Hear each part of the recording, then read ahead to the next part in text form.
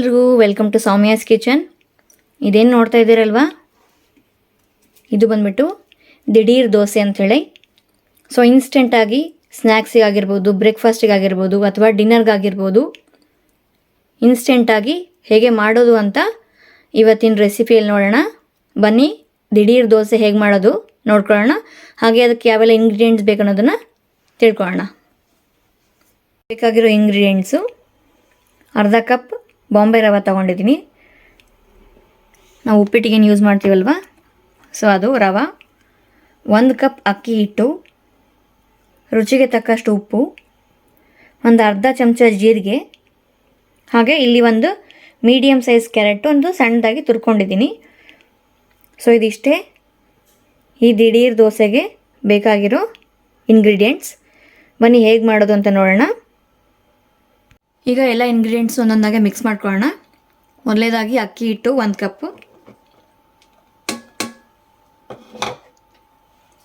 ಹಾಗೆ ಅರ್ಧ ಕಪ್ ಬಾಂಬೆ ರವೆ ಅಥವಾ ನಾವು ಉಪ್ಪಿಟ್ಟಿನ ರವೆ ಅಂತ ಏನು ಕರಿತೀವಿ ಅದು, ಅರ್ಧ ಚಮಚ ಜೀರಿಗೆ, ಹಾಗೆ ರುಚಿಗೆ ತಕ್ಕಷ್ಟು ಉಪ್ಪು. ನಾನಿಲ್ಲಿ 1 ಸ್ಪೂನ್ ತೊಗೊತಾ ಇದ್ದೀನಿ ಉಪ್ಪು. ನೀವು ನೋಡ್ಕೊಂಡು ಹಾಕ್ಕೊಳ್ಳಿ. ಇದು ಹಿಟ್ಟು ಕಲಿಸ್ಕೊಂಡ್ಮೇಲೆ ಉಪ್ಪು ಕಮ್ಮಿ ಆಯ್ತು ಅಂತಂದರೆ ನಾವು ಮತ್ತೆ ಮಿಕ್ಸ್ ಮಾಡ್ಕೋಬೋದು. ಈಗ ಫಸ್ಟ್ ಇದಿಷ್ಟು ಮಿಕ್ಸ್ ಮಾಡಿಕೊಂಡು ಆಮೇಲೆ ನಾವು ಕ್ಯಾರೆಟ್ ಹಾಕ್ಕೊಳ್ಳೋಣ. ಮೊದಲನೇದಾಗಿ ಡ್ರೈ ಇಂಗ್ರೀಡಿಯೆಂಟ್ಸ್ ಎಲ್ಲನೂ ನೀಟಾಗಿ ಮಿಕ್ಸ್ ಮಾಡ್ಕೊಳ್ಳೋಣ. ನಾವು ಮಾಮೂಲು ಏನು ಸೌಟ್ ಅಂತೀವಲ್ವ, ಅದರಿಂದ ಅದು ಮಿಕ್ಸ್ ಮಾಡ್ಕೋಬೋದು, ಇಲ್ಲಾಂದರೆ ಈ ಥರ ವಿಸ್ಕರ್ ಸಹಾಯದಿಂದ ಆದರೂ ಮಿಕ್ಸ್ ಮಾಡ್ಕೋಬೋದು. ರವೆ ಮತ್ತು ಅಕ್ಕಿ ಹಿಟ್ಟು ಈಕ್ವಲ್ ಆಗಿ ಮಿಕ್ಸ್ ಆಗಬೇಕು ಫಸ್ಟು. ಹೀಗೆ ಅದಕ್ಕೆ ನೀರು ಹಾಕ್ಕೊಳ್ಳೋದು. ನಾರ್ಮಲ್ ದೋಸೆ ಹಿಟ್ಟು ಹೇಗಿರುತ್ತಲ್ವ ಅದಕ್ಕಿಂತ ಸ್ವಲ್ಪ ತೆಳುವಾಗಿರಬೇಕು ಹಿಟ್ಟು.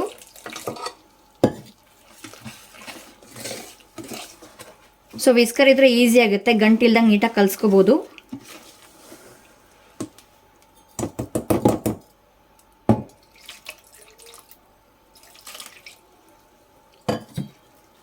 ಇದಕ್ಕೆ ನಾನು ಇಲ್ಲಿ ಬರೀ ಕ್ಯಾರೆಟ್ ಮಾತ್ರ ತೊಗೊಂಡಿದ್ದೀನಿ. ನೀವು ಬೇಕಂದರೆ ಚಿಕ್ಕದಾಗಿ ಈರುಳ್ಳಿ, ಹಸಿಮೆಣಸಿನ್ಕಾಯಿ, ಕರಿಬೇವು, ಕೊತ್ತಂಬರಿ ಎಲ್ಲನೂ ಹಾಕೋಬೋದು.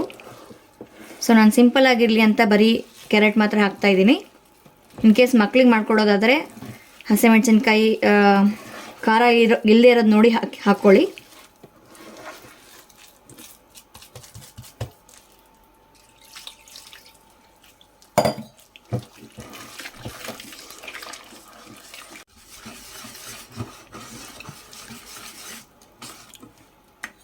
ಇದು ಇನ್ನೊಂದು ಸ್ವಲ್ಪ ನೀರು ಹಾಕ್ಕೋಬೇಕು.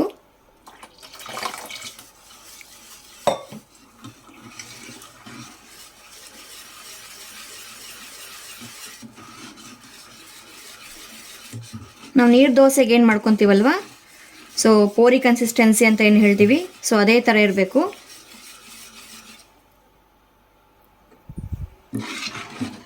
ನೋಡಿ, ಇಷ್ಟಿದ್ರೆ ಕರೆಕ್ಟ್ ಕನ್ಸಿಸ್ಟೆನ್ಸಿ ನಮಗೆ ಕಾಣಿಸ್ತಾ ಇದೆ ಅನ್ಕೊತೀವಿ. ಸ್ವಲ್ಪ ರನ್ನಿ ಇರಬೇಕು ಬ್ಯಾಟರ್. ಸೊ ಹಾಲೇನು ನಾವು ಇರುತ್ತಲ್ವ, ಹಾಲ್ಗಿನ ಒಂಚೂರು ಗಟ್ಟಿ ಇರಬೇಕು.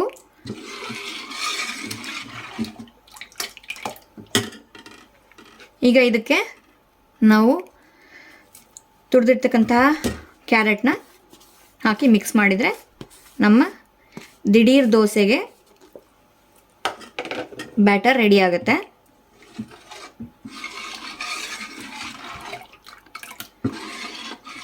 ಇದಕ್ಕೆ ಜೀರಿಗೆ ಮಾತ್ರ ಕಂಪಲ್ಸರಿ ಹಾಕಿ, ಜೀರಿಗೆ ಒಳ್ಳೆ ಫ್ಲೇವರ್ ಕೊಡುತ್ತೆ.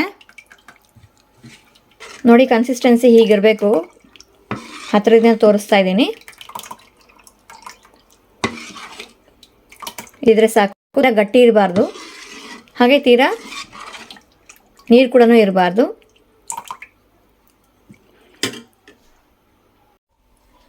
ನಾನಿಲ್ಲಿ ಆಲ್ರೆಡಿ ಹಂಚು ಕಾಸಿ ರೆಡಿ ಮಾಡಿ ಇಟ್ಕೊಂಡಿದ್ದೀನಿ. ಹಂಚು ಚೆನ್ನಾಗಿ ಕಾದಿರಬೇಕು. ಈಗ ಇದಕ್ಕೆ ಒಂದು ಸ್ವಲ್ಪ ಎಣ್ಣೆ ಸವರ್ಬಿಟ್ಟು ದೋಸೆ ಹಾಕ್ಕೊಳ್ಳೋದೆ. ಇದು ರವೆ ಹಾಕಿರೋದ್ರಿಂದ ರವೆ ತಳದಲ್ಲಿ ಸೆಟ್ಲಾಗಿರುತ್ತೆ. ಹಾಗಾಗಿ ಪ್ರತಿ ಒಂದು ದೋಸೆ ಹಾಕಿದಾಗೂ ಒಂದು ಸತೆ ಕಲಿಸ್ಬಿಟ್ಟೆ ಹಾಕಬೇಕು.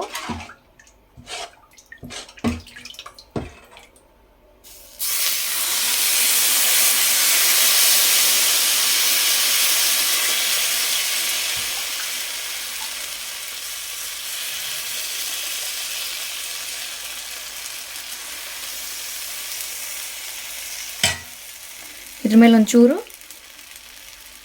ಎಣ್ಣೆ ಹಾಕಿ ಒಂದು 2 ನಿಮಿಷ ಲಿಡ್ ಕ್ಲೋಸ್ ಮಾಡಿ ಇಟ್ಬಿಡಬೇಕು. 2 ನಿಮಿಷ, ಜಾಸ್ತಿ ಹೊತ್ತೇನು ಬೇಡ.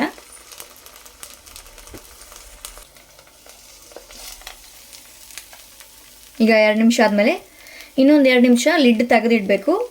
ಅದು ಚೆನ್ನಾಗಿ ಮೆತ್ತಿಗಿರುತ್ತಲ್ವಾ, ಇಮಿಡಿಯೇಟಾಗಿ ತೆಗಿಬಾರ್ದು, ಒಂದು 2 ನಿಮಿಷ ಆದಮೇಲೆ ತೆಗಿಬೇಕು.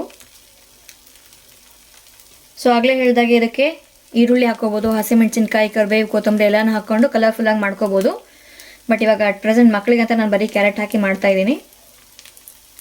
ಇದಕ್ಕೆ ಕಾಂಬಿನೇಷನ್ ಬಂದುಬಿಟ್ಟು ಒಂದು ಈರುಳ್ಳಿ ಟೊಮೆಟೊ ಚಟ್ನಿ ಜೊತೆ ತುಂಬ ಚೆನ್ನಾಗಿರುತ್ತೆ. ಇಲ್ಲಾಂತಂದರೆ ನಾರ್ಮಲ್ ಪುಡಿ ಜೊತೆನೂ ಚೆನ್ನಾಗಿರುತ್ತೆ. ಏನೂ ಇಲ್ಲ ಅಂತಂದರೆ ಪುಡಿ ಜೊತೆ ಹಚ್ಕೊಂಡು ತಿನ್ಬೋದು. ಸೊ ದಿಢೀರಾಗಿ ಏನಾದರೂ ತಿನ್ಬೇಕು ಅನಿಸಿದಾಗ ಸಂಜೆ ಹೊತ್ತು ಮಕ್ಕಳಿಗೆ ಸ್ನ್ಯಾಕ್ಸ್ ಟೈಮಲ್ಲಿ ಇದನ್ನು ಮಾಡಿಕೊಡ್ಬೋದು. ಇಲ್ಲಾಂತಂದರೆ ಬೆಳಗ್ಗೆ ಬ್ರೇಕ್ಫಾಸ್ಟ್ ಏನೂ ತೋಚಿಲ್ಲಪ್ಪ ಅಂತಂದರೆ ಈ ದಿಢೀರ್ ದೋಸೆನ ಮಾಡ್ಕೋಬೋದು. ತುಂಬ ಟೇಸ್ಟಿಯಾಗಿರುತ್ತೆ. ಸೊ ಇದು ನಿಧಾನಕ್ಕೆ ಎಲ್ಲ ಕಡೆಯಿಂದನೂ ಒಂದ್ಸತೆ ಈ ಥರ ಅಂದ್ಕೊಂಡು ಬರಬೇಕು. ಇದು ಅಕ್ಕಿ ಹಿಟ್ಟು ಮತ್ತು ರವೆ ಆಗಿರೋದ್ರಿಂದ ಒಂಚೂರು ಟ್ರಿಕ್ ಇರುತ್ತೆ.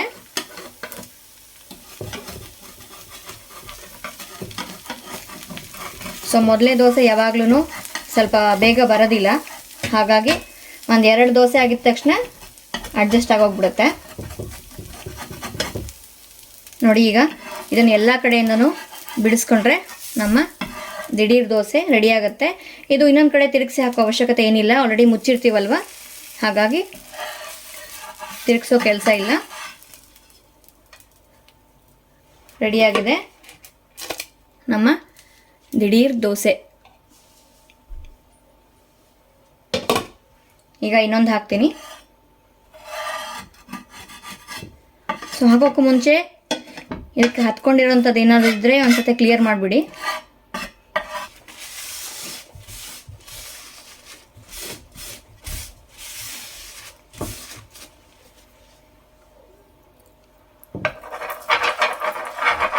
ಈಗ ಅದೇ ಥರ ಇನ್ನೊಂದು ದೋಸೆ. ಆಗಲೇ ಹೇಳಿದಾಗೆ ಪ್ರತಿಯೊಂದು ದೋಸೆ ಹಾಕಬೇಕಾದ್ರೂ ಚೆನ್ನಾಗಿ ಹಿಟ್ಟನ್ನ ಒಂದ್ಸತಿ ನೀಟಾಗಿ ಕಲಿಸ್ಕೋಬೇಕು. ತಳದಲ್ಲಿ ರವೆ ಇರುತ್ತೆ, ಹಾಗಾಗಿ ನೀಟಾಗಿ ಕಲಿಸ್ಕೊಂಡು ಹಾಕಬೇಕು.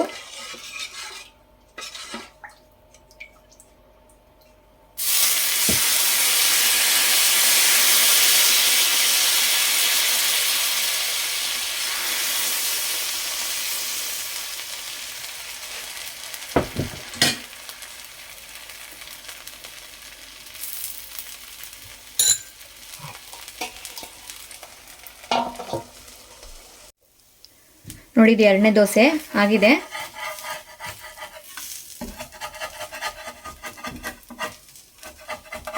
ಒಂಚೂರು ಜಾಸ್ತಿ ಹೊತ್ತು ಬಿಟ್ಟರೆ ನಮಗೆ ಇನ್ನೂ ಕ್ರಿಸ್ಪಿ ಆಗುತ್ತೆ, ಒಳ್ಳೆ ಪೇಪರ್ ದೋಸೆ ಬರೋ ಥರ ಬರುತ್ತೆ.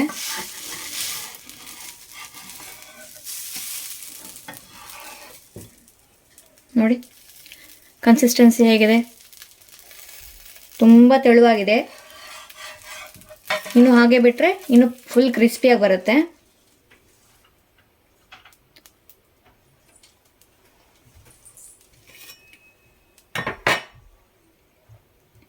ನೋಡಿದ್ರಲ್ವಾ ದಿಢೀರ್ ದೋಸೆ ಹೇಗೆ ಮಾಡೋದು ಅಂತ. ಸೊ ನೋಡಿ ಎಷ್ಟು ಮೆತ್ತಿಗಿದೆ ಅಂದರೆ ಅಷ್ಟು ಸಾಫ್ಟಾಗಿದೆ. ಹಾಗೆ ಇನ್ನು ಸ್ವಲ್ಪ ಹೊತ್ತು ಬಿಟ್ಟರೆ ಹಂಚ ಮೇಲೆ ಕ್ರಿಸ್ಪಿನೂ ಆಗುತ್ತೆ. ಅಕ್ಕಿ ಹಿಟ್ಟು ಹಾಕಿದ್ದೀವಲ್ಲ, ಹಾಗಾಗಿ ಕ್ರಿಸ್ಪಿ ಆಗುತ್ತೆ. ಒಳಗಡೆ ನೋಡ್ತಾ ಇರ್ಬೋದು, ಒಳ್ಳೆ ಹೋಟೆಲಲ್ಲಿ ಕೊಡ್ತಾರಲ್ವ ರವೆ ದೋಸೆ, ಅದೇ ಥರನೇ ಇದೆ, ತುಂಬ ಸಾಫ್ಟಾಗಿದೆ. ಸೊ ಇದಕ್ಕೆ ನಾನು ಇವತ್ತು ಶೇಂಗಾ ಚಟ್ನಿ ಮಾಡಿದ್ದೀನಿ. ನೋಡಿ ತುಂಬ ಚೆನ್ನಾಗಿದೆ ಟೇಸ್ಟ್ ಮಾತ್ರ. ನೀವು ಒಂದ್ಸಲ ಈ ದಿಢೀರ್ ದೋಸೆ ಟ್ರೈ ಮಾಡಿ, ಮಕ್ಕಳು ತುಂಬಾ ಇಷ್ಟಪಡ್ತಾರೆ. ನಿಮ್ಗೆ ಯಾವ ತರಕಾರಿ ಬೇಕೋ ಆ ತರಕಾರಿ ಹಾಕ್ಕೊಂಡು ಮಾಡ್ಕೊಳ್ಳಿ. ಈ ರೆಸಿಪಿ ನಿಮಗೆ ಇಷ್ಟ ಆಗಿದ್ರೆ ದಯವಿಟ್ಟು ಲೈಕ್ ಮಾಡಿ, ಶೇರ್ ಮಾಡಿ, ಹಾಗೆ ಸಬ್ಸ್ಕ್ರೈಬ್ ಮಾಡಿ. ಸಬ್ಸ್ಕ್ರೈಬ್ ಆಗಿರೋರು ಬೆಲ್ ಐಕನ್ ಕ್ಲಿಕ್ ಮಾಡಿ, ಸೊ ದಟ್ ನಾನು ಹೊಸ ವ್ಲಾಗ್ ನಿಮಗೆ ನೋಟಿಫೈ ಆಗುತ್ತೆ. ಹಾಗೆ ಇನ್ನೊಂದೇನೆಂದರೆ ಸಬ್ಸ್ಕ್ರೈಬ್ ಆಗಿರೋರು ದಯವಿಟ್ಟು ಆ ಬಟನ್ನ ಒತ್ತಬೇಡಿ, ಅನ್ಸಬ್ಸ್ಕ್ರೈಬ್ ಆಗಿ ಹೋಗ್ತೀರಾ. ಮತ್ತೆ ಮುಂದಿನ ವ್ಲಾಗಲ್ಲಿ ಹೊಸ ರೆಸಿಪಿ ಜೊತೆ ಸಿಗ್ತೀನಿ. ನಮಸ್ತೆ ಎಲ್ರಿಗೂ. ನಮಸ್ತೆ ಕರ್ನಾಟಕ.